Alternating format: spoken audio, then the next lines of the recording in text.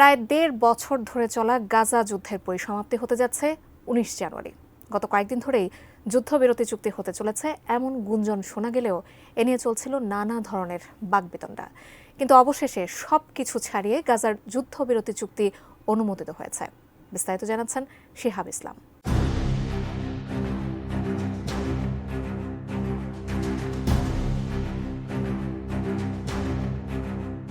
অনুমোদিত হয়েছে গাজার যুদ্ধবিরতি। অবশেষে গাজায় উদিত হতে যাচ্ছে শান্তির সূর্য। মুক্তি পাবেন ইসরায়েলের বন্দী থাকা ফিলিস্তিনিরা। হয়তো এমনই একদিনের আশায় অপেক্ষা করেছিলেন প্রতিদিনের মৃত্যু আতঙ্কে জীবন কাটানো গৃহহীন গাজাবাসীরা। বিশ্ববাসীও হয়তো এই দিনের প্রত্যাশায় ছিল।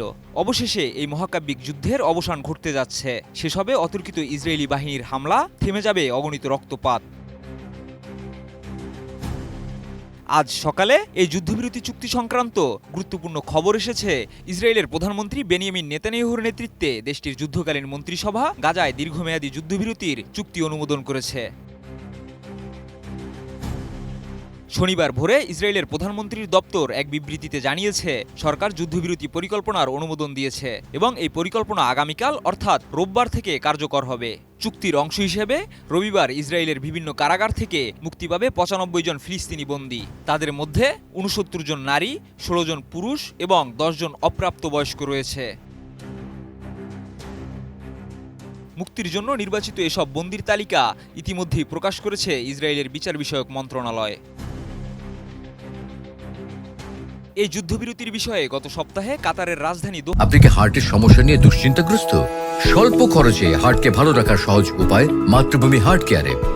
একটি সংবাদ সম্মেলনে দেশটির আমির Sheikh Tamim bin Hamad Al Thani জানিয়েছিলেন যে হামাস ও ইসরায়েলের যুদ্ধবিরতির বিষয়ে একটি ঐক্যমতে পৌঁছেছে। তবে ইসরায়েল ও হামাসের মধ্যে কয়েকটি শর্ত নিয়ে মতবিরোধ রয়েছে। ইসরায়েল অভিযোগ করেছে যে হামাস শেষ মুহূর্তে কিছু নতুন শর্ত চুক্তিতে অন্তর্ভুক্ত করতে চাইছে, যা তারা এখনো গ্রহণ করেনি। তবে হামাসের পক্ষ থেকে এসব অভিযোগ অস্বীকার করা হয়েছে এবং তারা চুক্তি বাস্তবায়নে প্রতিশ্রুতিবদ্ধ বলে জানিয়েছে। এদিকে ২০২৩ সালের ৭ অক্টোবর ইসরায়েলের সীমান্ত বেড়া ভেঙে ইসরায়েলের ভূখণ্ডে প্রবেশ করে নজিরবিহীন হামলা চালিয়ে ১২০০ ইসরায়েলি নাগরিককে হত্যা করে হামাস ও তার সহযোগী গোষ্ঠী প্যালেস্তিনিয়ান ইসলামিক জিহাদ। এর প্রতিশোধ নিতে ইসরায়েল গাজায় চালিয়েছে বিধ্বংসী হামলা, যাতে ৪৬,০০০-এরও বেশি ফিলিস্তিনি নিহত হয়েছেন এবং লাখ লাখ মানুষ হয়েছেন বাস্তুচ্যুত। এখন এই যুদ্ধবিরতির চুক্তির মাধ্যমে একটি সম্ভাবনা তৈরি হয়েছে যে গাজার পরিস্থিতি কিছুটা শিথিল হতে পারে। যদিও পুরোপুরি শান্তি প্রতিষ্ঠার পথে এই চুক্তি শুধুমাত্র একটি ছোট পদক্ষেপ বলে মনে করা হচ্ছে। এখনও গাজার সংকট সমাধানের জন্য আন্তর্জাতিক সম্প্রদায়ের বিভিন্ন উদ্যোগ অব্যাহত থাকবে এবং সবার নজর রয়েছে এই যুদ্ধবিরতি পরিকল্পনার সুষ্ঠু বাস্তবায়নে। শিহাব ইসলাম, এটিএন নিউজ।